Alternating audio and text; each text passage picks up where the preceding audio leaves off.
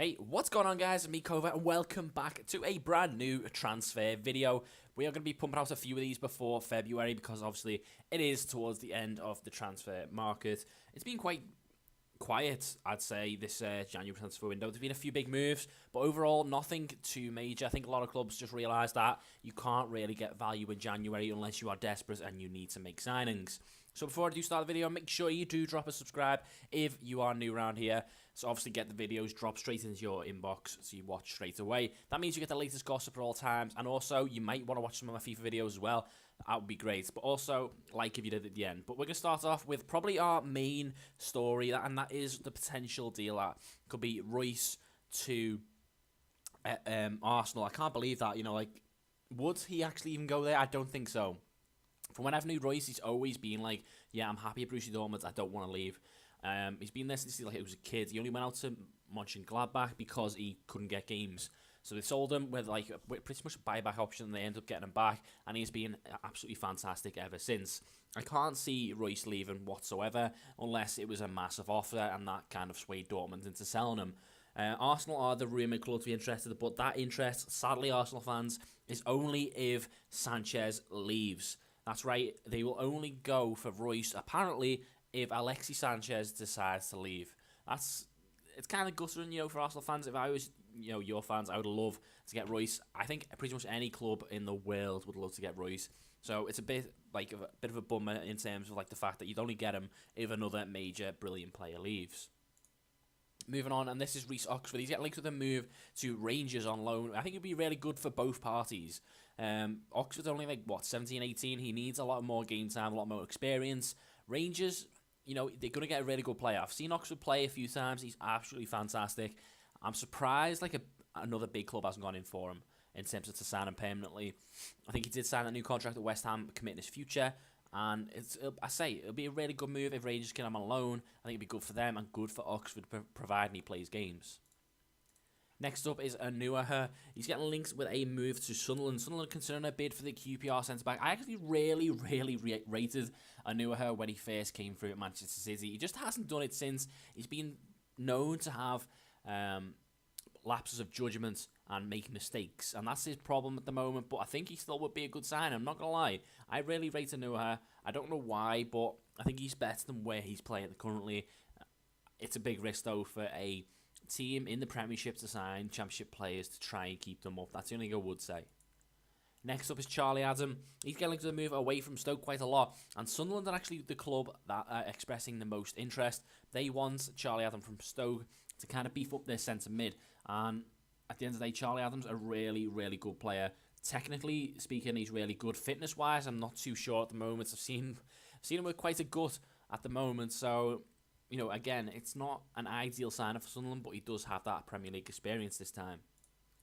Next up is Frank Kessie. Chelsea failed in a 27 million offer for Kessie, who has been dubbed the new Yaya Toure. I always hate those comparisons, but that is what it is.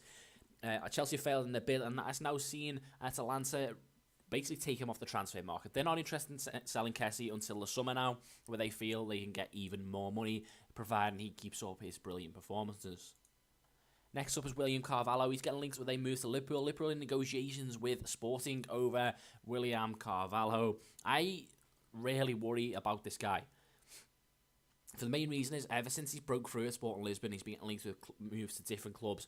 West Brom, Arsenal, Man U. I think Chelsea at one point were getting linked to them, but he's never actually made that move. I wonder why he's never made that move. I wonder why no other club has actually went, yeah, I will spend a hell of a lot of cash to get this guy because he is that good. It just hasn't happened, and that really worries me, the fact that Liverpool are now in negotiations with Sporting for Carvalho. The only good thing is that he's, 24, 25? He's got a lot of time left to make his mark. I think Prem might suit his style of play. He likes to get his foot in. I think it's just a big risk, that's all. Next up is Leon Bailey. He's highly rated around the globe, but yet Hull are interested in the Genk winger. They seem to be the only one who picking up on this guy. I can't believe it. I don't understand how a bigger club in the Premiership hasn't made a move for this guy. Apparently he's very close to a move to a Bundesliga club. I think that's believed to be either Wolfsburg or Schalke. I don't understand why no other Prem club is going for him, but Hull are interested in him. I just can't see them pulling off the deal. Next up is Keita. He is getting linked to the move to Manchester United. They're lining him up as a DP replacement. Obviously, Memphis has gone to Lyon now, and they're lining up Keita as kind of like a replacement, although he just seems to be like another squad player, another addition to their team. Next up is Arturo Vidal. Chelsea may launch a 50 million plus offer for the Chilean centre mid from Bayern Munich. It's kind of like, what, maybe La Liga as well, but it's one of the only 2 leagues that he hasn't actually played in. It says like the big leagues. So I think he could be tempted for the move. It's just, again, whether Bayern Munich would sell or not, they don't have to. But Vidal has caused some problems in the past with drink driving and stuff like that. It's not really good on the club to keep hold of him. But I can't see them selling unless it was a monster offer.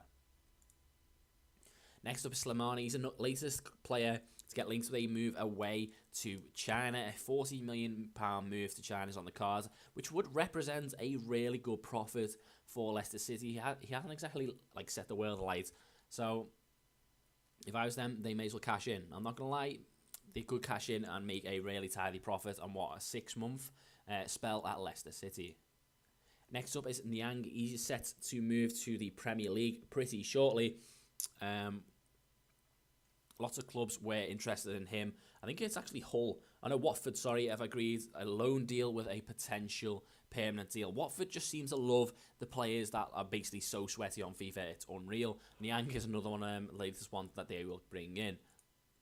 Jack Grealish is getting linked to the move to Middlesbrough. They will go for Grealish if Gaston Ramirez ends up getting his move away. Apparently Ramirez has handed in a transfer request at Middlesbrough in a way to try and force his move to Leicester City. Grealish would be the potential replacement. And finally, we end on a potential finally solving the left-back riddle at Liverpool, and that is this guy, Reza Domisi. He is a left-back currently playing for Real Betis, Denmark international. Other than that, I don't know a huge amount about him, but he's got decent pace, could be a valuable addition. So there you go, guys. Lots of decent moves going on. 2 to Liverpool, Carvalho, and potentially sorting out that left-back issue. Big, massive move for Royce if Sanchez leaves is the main one, though, guys. So if you did enjoy, make sure you do drop a like, and I shall see you in the next one.